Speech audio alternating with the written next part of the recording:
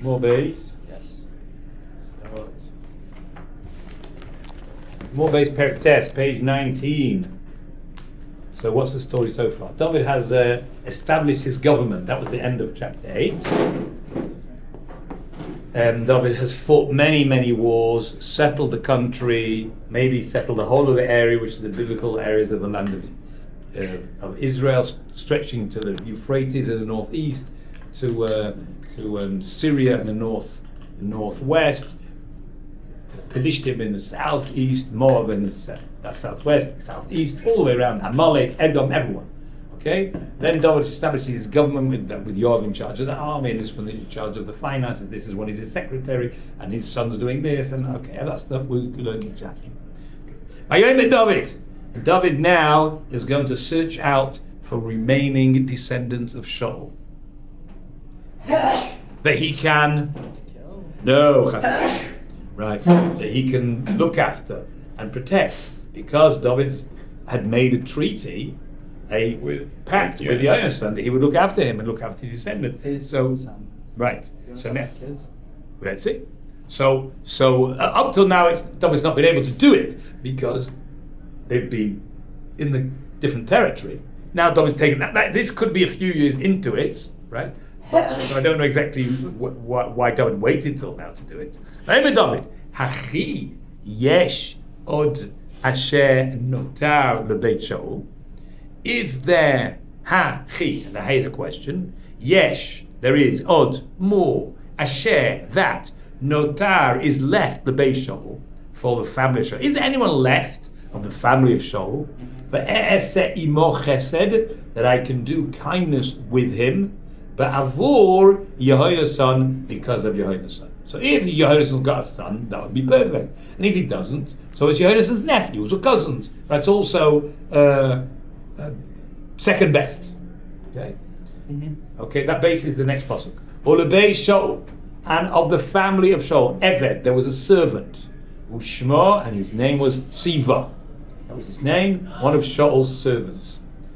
Vayikru lo el David, and they called him to David. Means David put out a search for anyone left of Jonathan's family. The only one they found was a guy called Siva, right? And they brought him to David. They called him to come to David. The king said to him, "Ata Tziva, are you Tziva? Yoime avdecha, your servant." Means, I suppose that's the way of saying yes. Yes, I am Tziva. Simply he wanted to identify himself. It's a bit strange because he knows who he is, right? I don't know.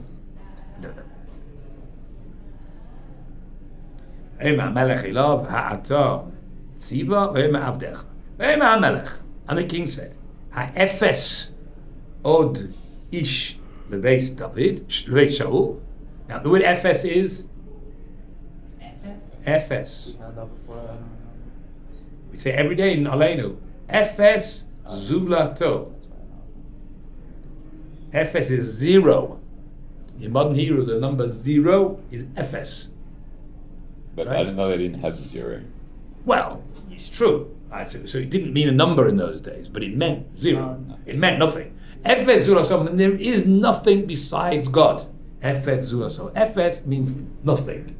Right? So here, ha'efes od ish lebeis, is there nothing more people from the house of Shaul? Mm-hmm. I mean, you can't find anyone else. There is nobody else. Is Aish man? Aish is a man, right? What did I say? People? Okay, same thing, right? Are there no more, it doesn't mean man as opposed to woman here. Are there no more men? Are there no more people from the house of Shaul? Ve'eseh imo chesed Elohim, so that I can do a godly kindness with him. What's a godly kindness? Often the word godly just means major, big, great. I want to do this great thing to my friend's descendants or children. Tziva said to the king, Oid, there is more. Bain, a son, LeYehonasan. Yes, Yehonasan has a son. There is a surviving son. Hello. There's a surviving son. And what about him? Nechei Raglayim. On foot. Foot, the raglaim is foot. Neche means Soldier. no, means disabled.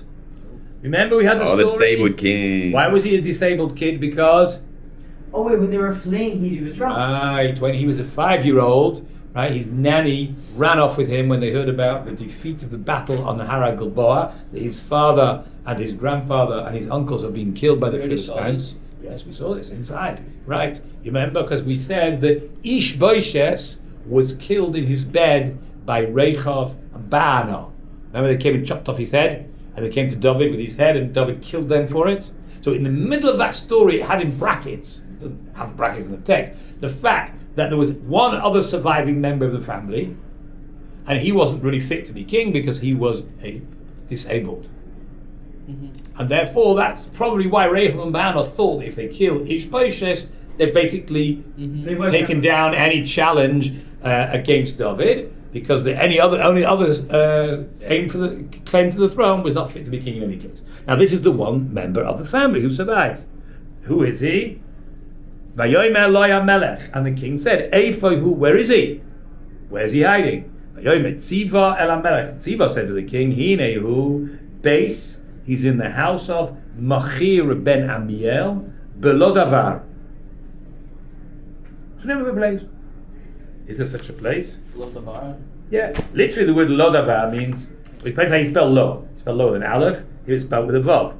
Right? So davar means a thing, Lodavar means to him a thing. And that's the name of the place, it's up here somewhere, here it is. A meal? That's the name of the person. Here's a place here, Lodavar, but here it's spelled with an aleph. It's close to the battlefield. The battlefield is just over there, correct?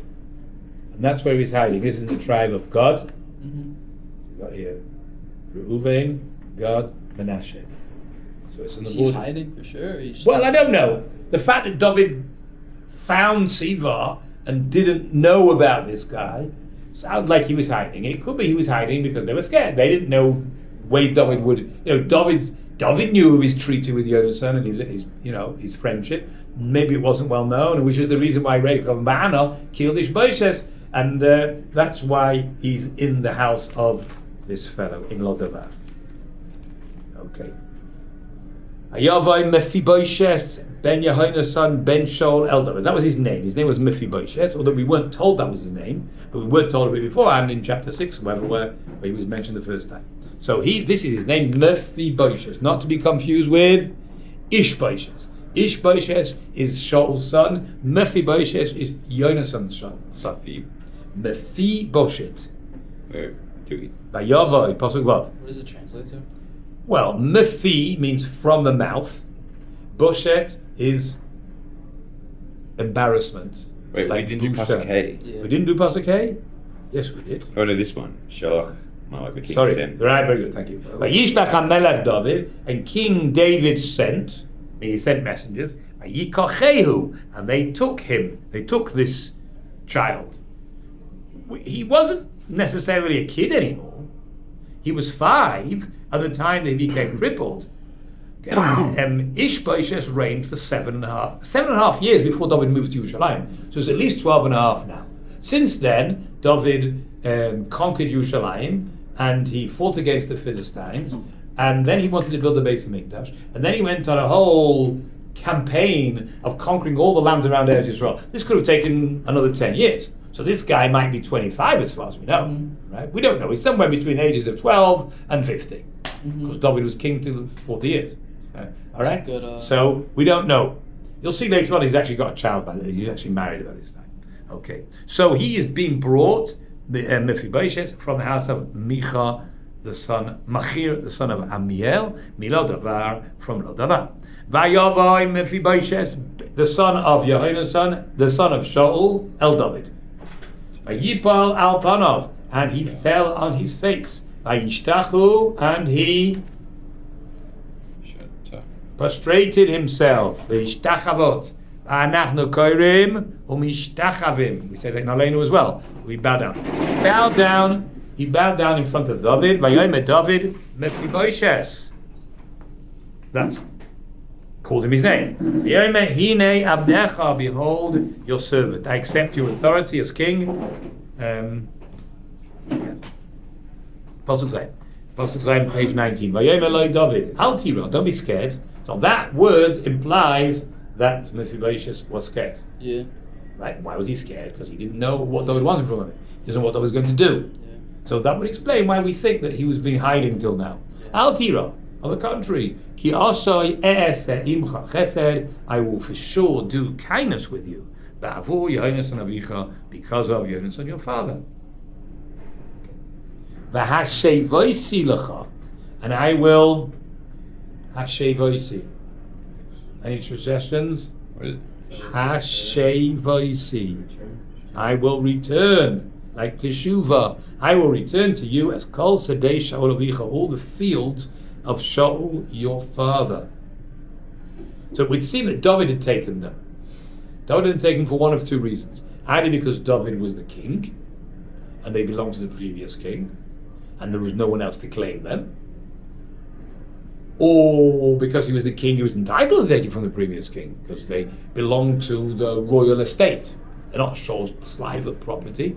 Shaul might have had private property. He was a farmer before he became king. Now, obviously, David couldn't take that. But what Shaul had been given to Shaul based on taxes collected and built his palace, that's not private property.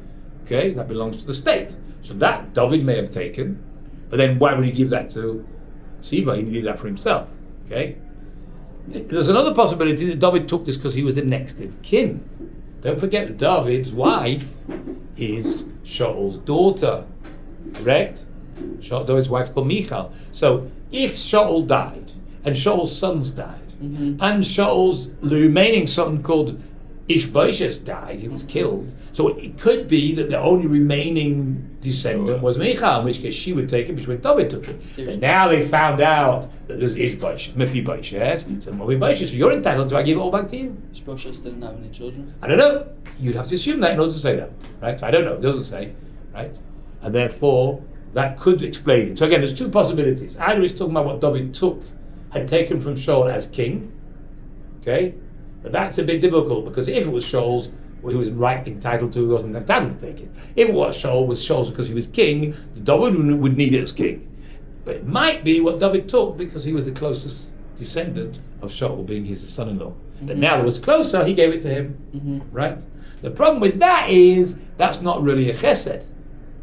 Oh. That's, by law, he's entitled to it, right? He says he would do chesed. So it could be two things. It could be, I will surely do chesed with you. That's one thing.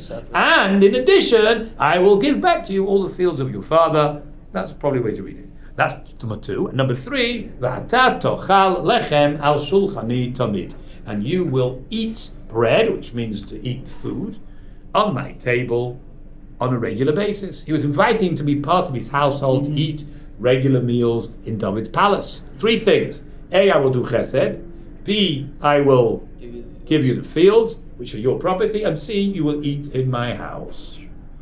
Okay, that's very nice. Vayishtachu, and he bowed down. This time, the second time. The first time, Vayishtachu was this act of servitude to King David, accepting him as king. This was a way of saying thank you. Also makes it sound like it's not that he was entitled to the fields, just because I'm going to do chesed, and then I'm going to do something I have to do, and then I'm going to do another chesed.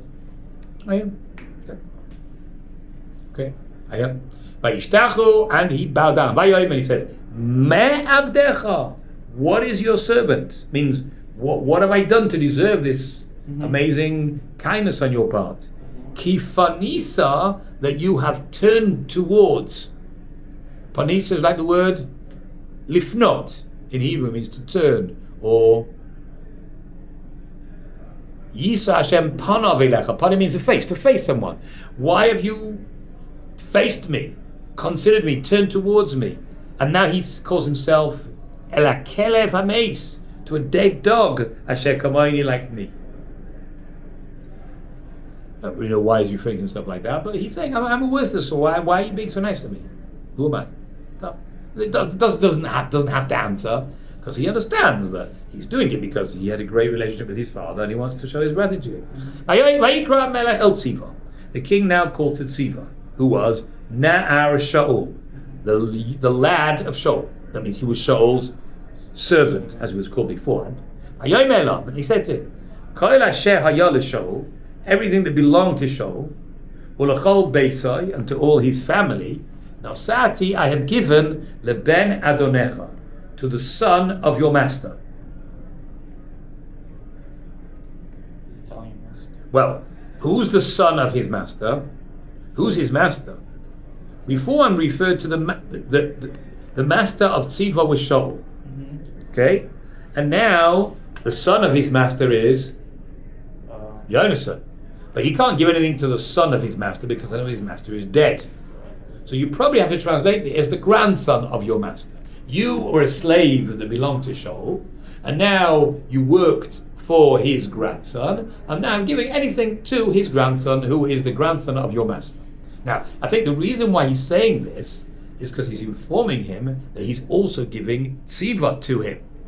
Now, not only does now Mephibosheth own all the property that I owned, he also owns you. Right. Why didn't Tziva?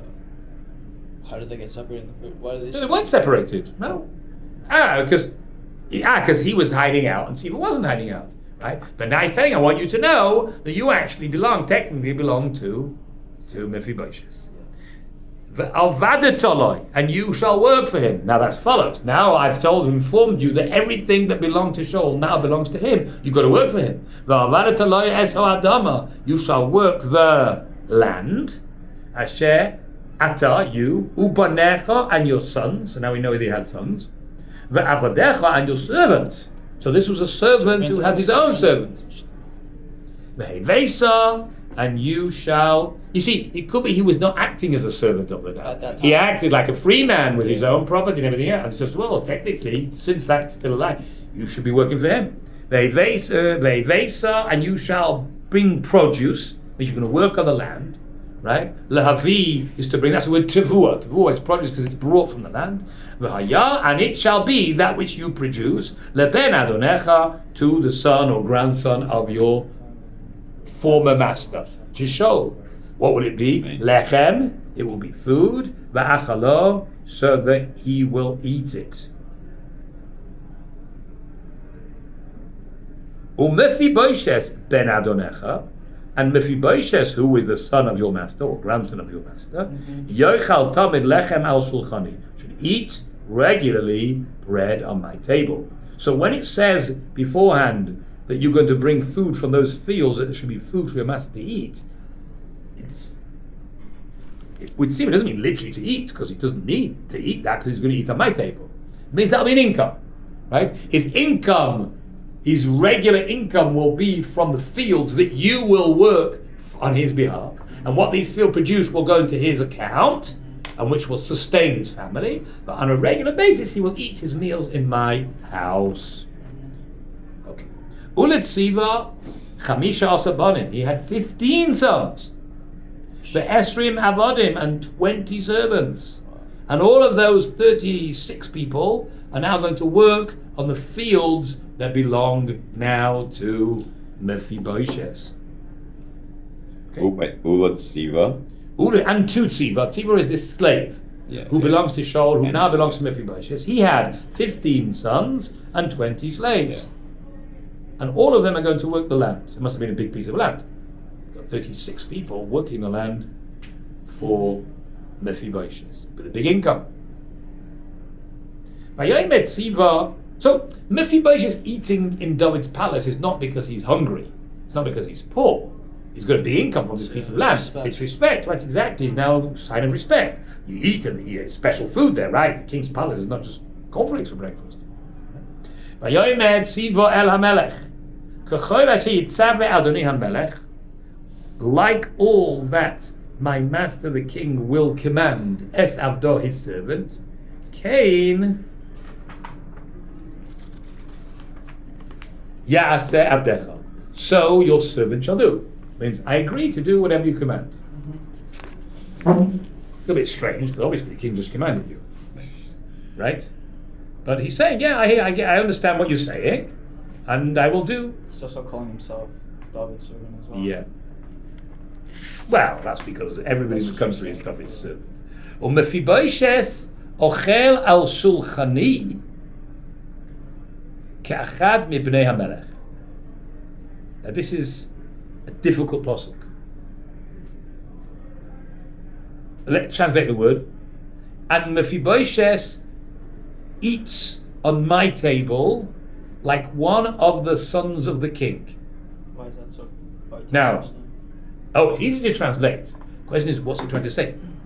It looks like Mephibosheth is speaking because he was speaking at the beginning of the pasuk. Sorry, Siva is speaking. Yeah. I am at Siva. Let's go back to the beginning. Siva says to the king, all like that you have commanded your servant, so your servant will do it. And it looks like he's continuing to speak. And Mephibosheth will eat on my table like one of the princes. No one wants him to eat on your table. I told him to eat on my table. Right. So that's strange that somehow or other Siva says, I'll do whatever you want, but instead of eating on your table, eat on my table. Yeah. Maybe he's saying, well, the king doesn't have to bother to feed him. I can feed him properly like a prince. Look, Siva may have been wealthy man. He's got 20 slaves. I imagine you've got 20 slaves. That's a wealthy guy, right? So technically, I'm now a slave because I'm going to have to now work on his fields. Okay, but he can eat by me. That would be one way to read it. But then the king agreed to that. Didn't agree to that. If you carry on the sentence, Olam Mephibosheth ben Katan. Mephibosheth is one little child, so he's not a kid. It's Mephibosheth. He's already married. He's got a child. Ushma Micha. His name was Micha, which is spelled with an aleph. I don't know why. Usually Micha has a hair at the end. V'chol Moshav Beis Tziva, and all those who dwelt in the house of Tziva of Adim Mephibosheth are now servants of Mephibosheth. Mephibosheth Yosef Yerushalayim. He lived in Yerushalayim, even though originally he lived a long way in Lodabar. And the fields that David gave him were Shaul's fields, which are not in Yerushalayim. They're somewhere in where Shaul lived, Givat Shaul. So why did he live in Yerushalayim? Ki al Shaul HaMelech Tamidu Ochel, because he always eats on the king's table. So what? Why does that mean he lives in Yerushalayim? There's lots of people who eat in Yerushalayim and live in Tel Aviv. No, V'hu Piseach, but he's lame. Bishtei Raglav. There's a whole store. It's a whole sipur, as they would say in Hebrew, right? It's a whole to do to get him there. So if he would have been a normal person, so he could live. Had chariots. What? Yes, but he's crippled. So that's not. You have a horse. You get on your horse. It's a half an hour's drive. You come to Yerushalayim. From anyone Givat Ze'ev, it's not a deal. But this guy's crippled. It's going to be a whole story, right? And don't forget, it's a very hilly country. It's not so easy with chariots, right? Didn't have Krish Tel Aviv, So it would have been a big story. So what's he saying? And now, to summarize, Mephibosheth has moved now to Yerushalayim. He lives there. Siva is looking after his fields back in wherever these fields are. That's bringing income, a nice income that's gradually, going into the bank, into his account. And he eats the whole time in David's palace. So he didn't eat in Siva's table. So why is the whole sentence? Maybe because He wanted to. He's part of Binyamin. So you should say, the king said, I don't agree that you should eat on your table. So I think if you look in the article, we don't have an article here, they read it, I think, in the name of Rashi. Is there one here? No. That this is, no. This is now David speaking. Makes sense. If David is interrupting in the middle of this passage. Starting in Right? profile. Starting from the word Mephibosheth. Yeah. So Siva said to the king, whatever the king says, I will do. And David says, Mephibosheth al shulchani ke'echad b'bnei HaMelech. In Safaria, Why wouldn't Yeah, what have they done? it has quotes, quotation marks. After commanded, it says, Ziva said to the king, your servants shall do as the Lord the king has commanded him. End quote, beginning new quote, Mephibosheth shall eat at my table like one of the king's sons. Why wouldn't it Implying say- that it's somebody else. Okay, all right, so same idea. Why right? wouldn't it say? I have no idea. I told you it's a problematic puzzle. The question is, how do you answer it? Why doesn't it say it normally? I don't know, right? The question is, what do we do with it? Mm-hmm. Now the question is, if this is David speaking, he's already said it, right? If it was Mephibosheth speaking, if it was Siva speaking, okay, Siva wants to say, you don't need to eat on your palate. You can eat at my table and I'll look after him properly. You don't have to bother yourself to bring him Yerushalayim and give him to eat. Right? If you want to give him a nice meal, I can do it like a prince. Right, that's good. If it's David speaking, it would look like that he was concerned that the message hadn't got through properly. And therefore David wants to make it clear that I want him to eat on my table Not just not like the pauper. Not like there's a, you come to a wedding sometimes, there's a table for aniyin, right? No, I want him to eat at my table like a prince. That's what he's adding on, which he hadn't made that clear beforehand. Only then you have to know, why did David think that Siva didn't understand it? What had Siva said to make David think that instruction hadn't been understood properly? And that's Siva. All Siva said was, whatever the king commands, I will do. Fine. Which means, you want me to work on his land, I'll work on his land. I want my sons and my slaves to work on their land, no problem. And he'll eat it. And then David said, but I want you to know, I want him to eat like a prince. Okay, well, why? Okay. But then it makes sense when it then continues that that's what he did, because no one had ever suggested it differently. And it's weird. I thought it's easy to translate. The question is, so it's either it's Siva speaking, suggesting to save the king all the trouble of bringing Mephibosheth to his house, that he would look after him like a prince, and I'm able to look after him like a prince because I know how to do that, right? Then you have to know why David's reply is missing. You should say David didn't agree, and in the end Siva came and lived in Yerushalayim. Okay? If it's David speaking, you have to know why it doesn't say David speaking, and then you have to know why did David suddenly make this extra comment of being like a prince as opposed to a pauper. All right, chapter 10. What was the last few words? Pisech means lame, crippled, disabled. Lame. Pisech. Oh, that's what he Stay meant. Raglov in 2 feet. In both feet, he was disabled. So it adds that, it's both feet. So it already mentioned it before. Yeah. I mean, if it was 1 foot, he would have been got a horse and rode there. But in both feet, it was more difficult. He's going to need a wheelchair. Okay, Perek Yud Vahi Achrei Kain. Okay, I think this is the beginning of a long story, about 5 chapters. It's really a long story, really almost till the end of the book, right? There's lots of different parts of the story, and there's separate parts, but one follows the other. Okay, it was after this story, Hayamos Melech Bnei Ammon, this king of the people of Ammon died. Ammon is today central Jordan. Vayimloch Chanun beno tachtav. Chanun, his son, reigned in his place. Vayomer David, and David said, "Eza chesed, I'll do kindness. Im Chanun ben Nachash." I never know the king's name. We actually knew his name from earlier because the king of Ammon had attacked the people in the days of Shaul, at the beginning of Shaul's reign, and he threatened to take out their eye. And that was a guy called Nachash. First one. Yeah. Remember that story? Now, this king Nachash had died. Nachash means? Snake. That was his name. This guy called Nachash died, and his son Hanun has now become king. And David wants to send a delegation to pay his condolences to the family on the death of their father. This is strange because this is an Ammonite king, and the Torah says about these Ammonites that we don't let them marry Jewish girls. Oh, one second. And then it says, and you shall not inquire or seek their peace forever. And this would seem to be a violation of that instruction. We don't look out to be nice to them. Diplomatic. Right, exactly. That's not what we're doing. So David's doing it. So why is David doing it? It says, Kasher asa aviv imadi chesed, just like his father did kindness with me. So David feels that's okay. You don't go to send diplomatic, greetings, but if the guy did you a favor, you have to send the favor back, right? Say thank you. So now, when did this father do chesed? It's not mentioned anywhere in the book where it was. I was wondering. Okay, so Chazal put 2 and 2 together. I mean, of course, Chazal may have had a tradition about this, right? But Chazal tell us to put certain facts together. One was that if you remember that David's family had lived with the people of Moab. Remember while David was hiding in the caves and the fortresses. And they killed him. And then it says, well, it didn't say it explicitly. It then says, and David's parents stayed with the king of Moab so long as David was in the fortress. It doesn't say what happened afterwards.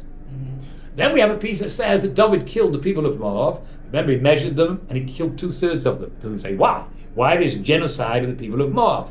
Weren't they nice to him? Wasn't his mother a Moabite? His great grandmother was a Moabite convert. Shouldn't he be nice to his family? Okay. So Chazal put all these facts together and they say that when David left the fortress which was near Moab, the king of Moab murdered his family. And when David got a chance, he then killed them all, as many as he could, or whatever. He didn't wipe them all out, but he gave them what they deserved. Now, what happened was that one of David's brothers fled to Ammon and was looked after by the king of Ammon. And therefore, that's why David wants to repay for the kindness that he'd done to his family, and that's why he sends a delegation to send his condolences to the people of Ammon. Good? That's what you have to add in. Kasher Asa Aviv, like his father, the deceased king of Ammon, Nachash, had done kindness with him. What did he do? Vayishlach David, so David sent a group of people, lenachamo, to comfort him, nichum, in his mourning. B'yad avadav el aviv, through the hands of his servants. Vayishlach, third line of the new chapter. Vayishlach David, lenachamo, to comfort him, that's the son. B'yad avadav, through his servants, means through David, so he sent a group of his ministers, El Aviv, concerning the father who had died, his father. He sent in greetings through his own ministers to greet him about the death of his father.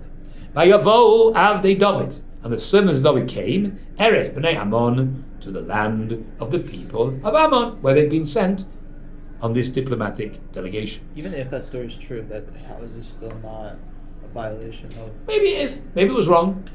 Okay. I would just explain why David did it. David justifies it based on this idea.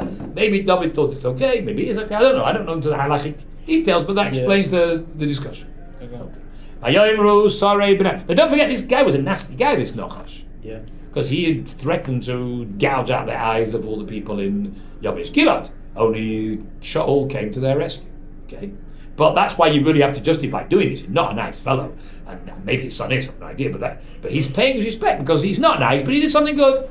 And even people who are not nice, when they do something good, they deserve to be thanked. And that's the idea. Okay? All right. Now, Yomru Sorei B'nai Ammon, the ministers of the people of Ammon said, El Chanun, to Chanun Adonehem, their master, Hamechabed David esavicha be'einecha. There's a question. Is David honoring your father in your eyes? You really think that David's come to honor you? Doesn't it say in the Bible you're not allowed to do this? Now, it doesn't say that here, right? But that's what Chazal say. The reason why they were suspicious is they know that Jews don't do this sort of thing. They knew. Why shouldn't they know? Good know we don't eat pork, right? Good know that. That's all different. Well, it's a little bit different. Obviously, I understand it's different, but why shouldn't they? You know, King David has sent diplomatic discussions everywhere, but whenever we come to the UN, they don't talk to us, right? Why is that? Because they know we don't like them, because we didn't greet them when we left Egypt, whatever. They don't marry them. Apparently, it wasn't such a big secret. Yeah? Could be. It doesn't say it. Yeah. Right? But you really think that David is greeting is honoring your father in your eyes? Ki shalach L'cha menachamim, that he sent people to comfort you. You think that's what's really going on. What's he really doing? Spy. Right. Haloi, is it not ba'avor in order chakor etahir, to investigate the city? Chakir is to make it. They investigated the city. Or ragla, and to ragla feet. It really means to spy, like the meraglim of this week's parsha, right? The meraglim. What they call meraglim? Parsha Shlach of the spies, from the word regel, when you spy, one of the ways to spy is to walk around, right? There's other ways, right? There's different words used for different people. For example, lasur esaretz, that's also used. The word lasur, from tur, you simply do with your eyes. So when you spy with your eyes, you're called a tayar. In modern Hebrew, it's called a tourist. Same word actually in English and Hebrew. Tourist? Tor is a tourist. Misrad HaTayarut is the Ministry of Tourism. So a tayar means a spy. In Hebrew, in modern Hebrew, it means a tourist, because the tourists spy out the land. How do you say spy in modern Hebrew? Meragel, which is the other word, right? But in classical Hebrew, there's two words. There's actually another word as well, three words. Lachfor. Is there a difference in how they're used or no? Yes, one's with your eyes and one's with your legs. You walk around the whole country spying with your eyes. Understand? The other one So for you use it years. both. Using both, yeah, but sometimes you could stand in one place and use your binoculars to go. The other one's for years. What is the other one? Right. The other one is like to investigate more, to ask questions and to, that's lachpor, right? Again, in modern Hebrew, lachpor means that as well. Lama ta chofer. Chofer means, how do you say chofer? When you're getting on somebody's, you're not minding your own business, right? You're going to someone's kishkas, right? Okay, that's actually. Anyway, here it means, right? So they come to the ragel to spy, or the ragla, or the hafcha, and then to turn it over. Hafuch means to turn something upside down. It means to take it over. That's what it means. They come to capture it and take over control. That's what they want. Take control of it. Shalach David es avadav elecha. That's why David sent his servants to you, not because he wants to pay his respects to your father. Now, it's not true, but that's their suspicion. Yeah. So what are they going to do? What are you going to do? Vayikach Chanun es abdi David. Chanun took the servants of David, Vayigalach, and he galach. Killed. Slaughtered. No. That's Have you ever heard of galach? You know what galach is? Imprisoned. No. I don't know. A galach is a priest, a Christian priest. Converted them? No. No, I'm not making it. I'll come to that in a second. Okay. In Yiddish, a galach is a priest. The reason is because the galach used to shave. The word galach means to shave. Okay, so we just call them shavers? Yeah, yes, that's the word. It's a Yiddish expression. Lots of expressions come from use, right? I mean, I think it could be because a Jewish rabbi had a beard, right? A Christian rabbi was shaved, so he was called a galach. You ever heard the expression galach? Galach means a priest, as a Christian priest. Okay, so he shaved. It could be because the way they had their hair, right? Because the monks, right, used to have the shave around here, like Friar Tuck, yeah, from Robin Hood, right? Oh, yeah. Yeah, so he has that could be they shave the payers, that's what it means. Not they shave the beard, but they shave the payers. So I'm not sure. Anyway, that's how it's used in Yiddishism. A galach is a priest. Here it means to shave. That's a biblical word. Mechonat giluach is a shaver. Giluach, to shave. Vayigalach, and he shaved es chatzi zakana, half their beards. What was I going to do? Now, it doesn't mean he cut the beard half this way. It means he shaved it half. Had half their face with left the beard, other half shaved. This is a way of making fun of them, sending them back home. Shaved half their beard. This is a diplomatic delegation. This is what we call a slap across the face to David. Right? Insult, he doesn't kill them, but that's a way of saying get out of here. Right? He shaved half their beards. like literally like that. Yeah, right. Okay. So then they have to shave the other half. Oh, just a minute, get there. Vayigalach es chatzi zekonam, vayichrois es madveihem, and he cut their uniform, like madim. Madim in modern Hebrew means the army uniform, right? So here it just means their clothes. But it could be because they were a delegation from the king, they had some type of uniform. They were wearing the same thing, okay? The word madim is actually the word midah, which means measurement. Which means everyone's wearing the same thing, they're just different measurements. That's the whole difference between them, okay? Because it's all the same, not the same size, but all the same style, okay? Madveihem, bachatzi, half. You cut their things half. Now, does that mean half in length, half in width? So when someone said to me, if it means half in the width, then the other thing would fall down. Yeah, it has right? to be half. It means half in length. So it became like skirts. In those days, men wore things all the way down to the end, Yeah, but right? Over the ankles. If you cut it half down, if you cut it half, it'll be up to the ankles. Or it says how far. Ad shisaysehem, until their buttocks is probably how it's translated there. Yeah, they were wearing right? like a t-shirt with nothing else. That's it, right. That's it. Yeah. They weren't naked. I mean, they probably had underwear, or maybe they didn't have underwear, but they had something. A very short. You see sometimes pictures of Romans like this. A very short tunic, which was a bit of embarrassment. Okay, and he sent them off. Like Shalchum, and he sent them to go back. This was his way of saying, David, I know your guys are spies, get out of here, leave us alone. Which wasn't true. That's why it's a bigger insult, because I'm trying to be nice to the guy and show my appreciation for what his father did to me. This is the way he treats me. What we're going to do? Exactly. Right, time for war. Yeah, that's what you do when... You get insulted. I remember reading British history, when we learned history, the British once went to war against some country because they burnt somebody's library. some British citizen somewhere, and he'd lived there, and they burnt his library, and the British went to war. So this is a good reason to go to war. All right. When you insult the king's delegates, right? They have this diplomatic immunity. They got so in the if this happened in modern times, they would for sure go to war. If this happened? If this happened in modern times, they would It's not crazy to think that they would go to war. Okay. Vayagidu leDavid, and they said to David. Means before they arrived, they sent someone ahead with a message, right? With a pigeon, whatever. And how they sent messages in those days. Vayagidu leDavid, vayishlach likros. He sent to greet them. He sent another delegation to greet them. Ki hayu hanoshim nichlamim ma'od, because they were very embarrassed. Okay. Notice the word for embarrassment over here is not busha, but klima. Those are two words in Hebrew used for embarrassed. Busha and klima. So I heard from my Rebbe that the difference between them is busha is when you've done something to be embarrassed, and you should be embarrassed with yourself. Klima is when you're embarrassed, but not for your own fault. It's not their fault that their beards were half cut and their clothes were cut till they're halfway, but they were still embarrassed. Okay, that's the word klima is used, not busha. All right. They were very embarrassed. So the king said, Shavu bi Yericho, stay in Yericho, which is just over the border. They've come from Ammon, crossed over the border. Yericho is the first city there, right? Stay there. Ad yitzamach zekanchem, until your beard grows, vishavtem, and then you can return.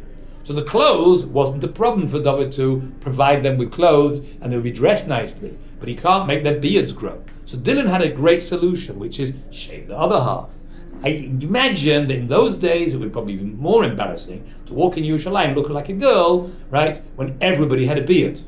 And it's only in modern society where men have clean faces. In those days everybody had a beard. So you dream of walking into Yerushalayim with no beard.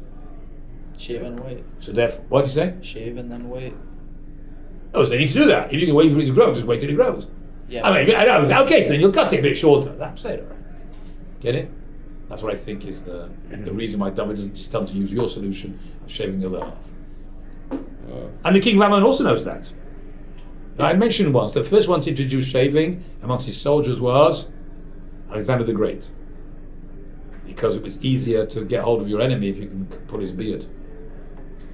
If he doesn't have a beard, it's not so easy to get hold of him. Right? Mm-hmm. So that's why he instructed his soldiers to shave. That's why some people don't. Then it became more fashionable. Some people don't. Yeah, it's a good joke. Wait, so is a mark? Yitzmach means to grow. Like Es Tzemach David Avdach, we say in the davening. Tzemach means to grow. It's a beard. Zekanchem, your beard. Vishavtem, and then you will come back to Yerushalayim. So wait down there until it grows. Just tell you an interesting. What's it called? Little piece of story. Anecdote, yes. In the Mia, right? By the way, do you know why the yeshiva is called the Mia? Why? Why isn't it called the Ponovich? The Aish HaTorah. It's only yeshiva they say the at the beginning. And there's two of them. Why do they say the Mia? Because the word Mia in Yiddish means me. So if someone's asking where you're learning, and you would say, I'm learning in Mir, if you said that in Yiddish, they would think you were learning at home. I'm learning by Mir. By Mir means by me. I'm learning on my own. Right? So you have to say, I'm learning in the Mir, so you would know that you're learning in the place called Mir. That's why. Okay. Why was it called Mir? Oh, it's the name of a town. There's a town in Poland called Mir. That's all. So it was had a yeshiva. So the yeshiva in that town was, I'm learning in the Mir. Get it? Ponovich is also a town. Volozhin is also a town. Mm-hmm. But there, obviously, you're learning in Ponovich. Means you're learning in Ponovich. Right? Mir would be confusing if we spoke Yiddish. Okay. All right. That's not the anecdote. The anecdote is in the Mir, which was a very famous yeshiva, some of the boys who learnt there came from Hasidic families. Okay? Now the policy in the Mir was that Bochrim didn't grow beards. The only ones who grew beards were the teachers, with the staff. You don't grow a beard till you get married. Correct. No, I think it was even, that could be. I'm not sure. But the Bochrim didn't have beards. It was considered conceited. Like, who do you think you are that you're growing a beard? The Rosh Hashiva has a beard, the Mashgiach has a beard. Who are you? 16-year-old, 17-year-old, what do you know about life? What do you know about, how many Masechtas do you know? When you're growing a beard? When you'll know Shas, then we'll let you grow a beard. So it was considered out of place to grow a beard, right? Problem was, that's fine for the Litvish Bochrim who don't have beards. Hasidim have beards. Hasidim don't cut a beard, right? So if you want to be a Hasidish Bocher in the Mia, you had no choice. You had to cut your beard. It was considered out of place. Against Hasidus, no? You choose. You want to go and learn in Lublin, you'll learn in Lublin. You want to learn in the Mia, you have to shave your beard, right? That, it's completely out of place to think you're on the same level as the Rosh Hashiva. So they shaved the beard. But then what did they do Ben Azmanim?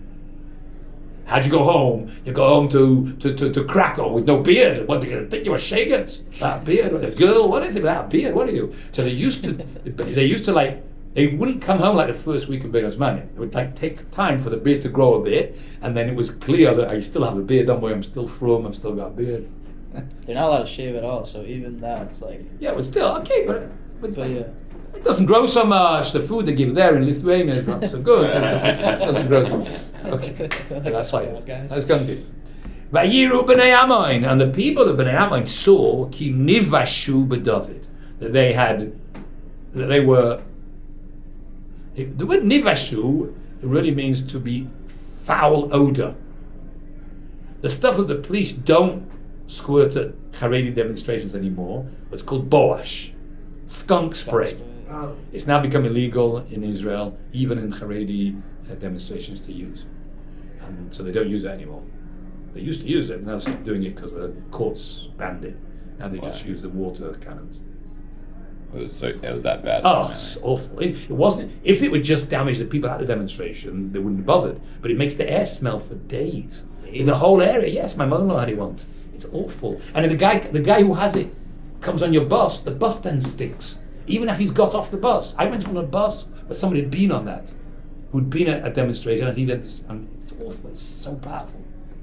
It ruins the clothes, whatever. And the whole neighborhood suffers from it. So now they just do the water cannons, whatever. Anyway, so boash is skunk spray. That's what it is. So it's the same word.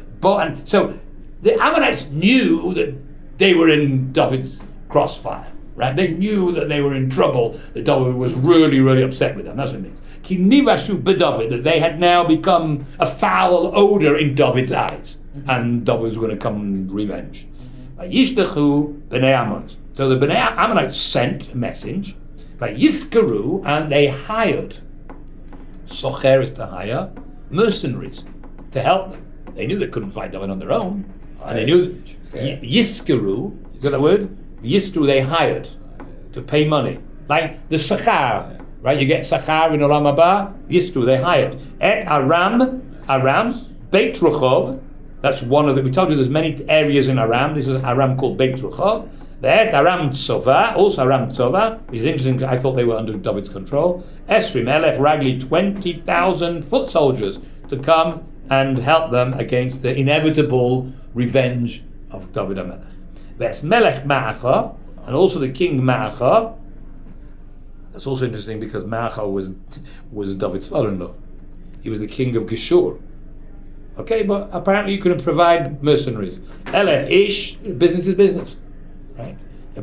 It could also be, although he was David's father-in-law, his daughter had been married to David not through his consent. She'd been captured in battle. Remember we mentioned Avshalom's mother was the daughter of Ma'acha. So on the contrary, maybe they had it in for David, because David had captured his daughter and she was one of his wives. Could be. Alright? So they got from King Ma'acha, Elef Ish, 1,000 men, the Ish Tov, and the man called Tov, it's the name of a person or it's the name of a place, Shnei Mosa Elef, another 12,000 Ish. So altogether it is 33,000 soldiers, 20 from Aram Tzova, and 1,000 from Ma'acha, and another 12,000 from Ish Tov. Why? Esrim just... Oh. Esrim Elef, 20,000. Yeah. Okay, so there's 33,000 mercenary soldiers being hired to defend Ammon from David. Yishma David. David heard what? That they had amassed. So, ready to fight. Okay, so we're ready to fight. It's like, you even understand I'm coming to fight, so I have to fight you now, right? Because you expect me to fight. Okay?